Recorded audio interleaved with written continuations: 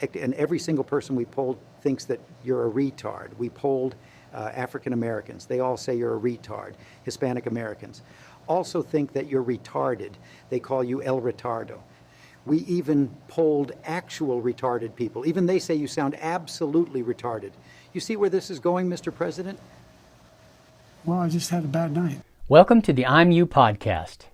Well, some good news. We won.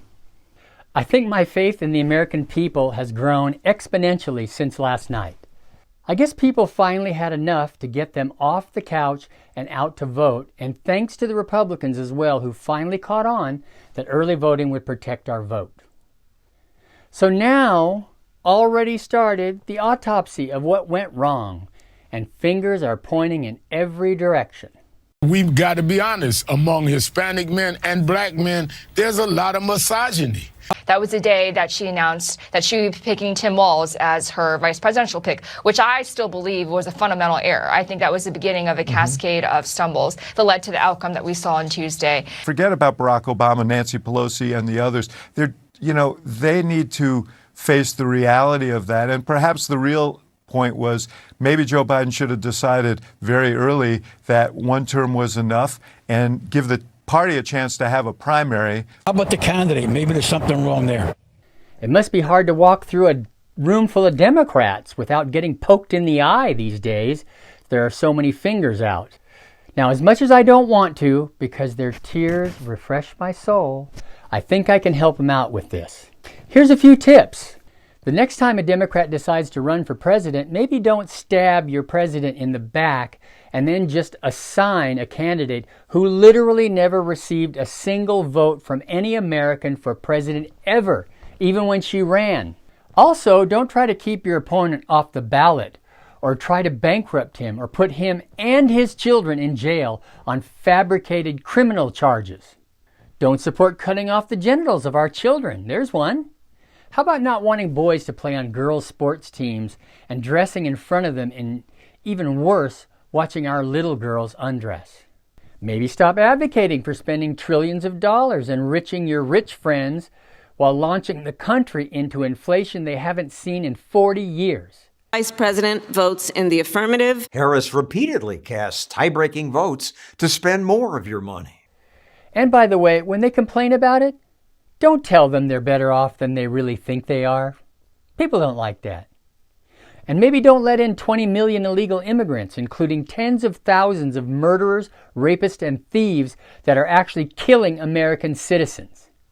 And when the Border Patrol finds 100 people on the terrorist watch list, maybe next time don't force them to release them into our country.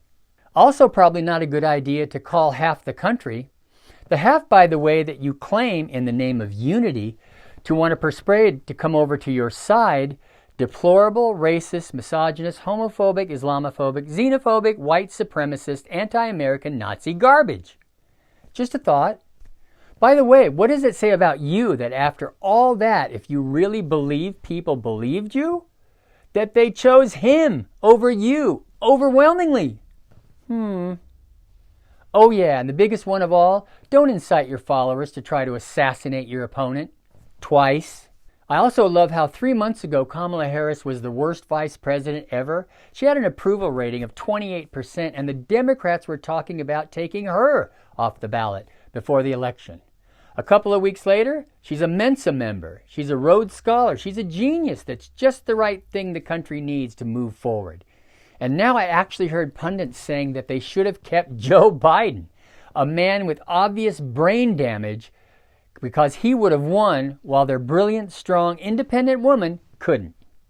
Now think about that. They literally think a guy with brain damage is smarter than Kamala. Well, they're finally coming around to our way of thinking. And even if you set aside everything I've said so far, it boils down to this. She's the most superficial, incompetent, unaccomplished, vapid, empty vessel that literally knows nothing about anything. She's never answered a single question with the exception of abortion. Do you know why? Because she can't. She has the IQ of a potato. In short, she's stupid, and everyone but the Democrats could see it. And by the way, on this autopsy, does anybody really believe they're going to look at this and come to a rational conclusion? No. We're going to hear about it for 3 months, 4 months, 6 months, and then they're going to come back and do what the New York Times did today, blame the voters. Democrats never learn. Facts are like kryptonite to them. Anyway, good work, everybody. Now you can lay down all that stress and anxiety like I am and look forward to a much brighter future. It feels good to win. We can't take our foot off the gas just yet because you know they're going to come after him with a vengeance. The hoaxes are already piling up. As I mentioned in the previous episode, the DOJ already did a trial balloon on a new Russia hoax. Breaking news out of Washington this morning. Sources now telling us exclusively that the Biden administration is set to accuse publicly Russia of extensive and prolonged interference in the 2024 election.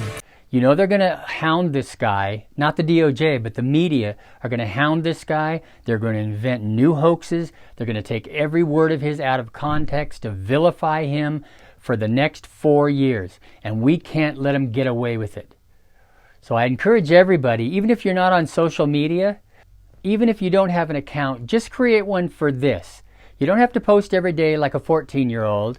But when you hear one of these hoaxes or just blatant lies about what the president said or did, you need to jump on and add your comment to the debunking of these things before they even get off the ground. It's not over, folks, but we've got a great future ahead of us right now.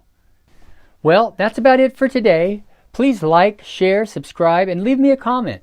I'd love to hear your feedback. Hope you guys are having a great day like I am, and I'll see you on the next one.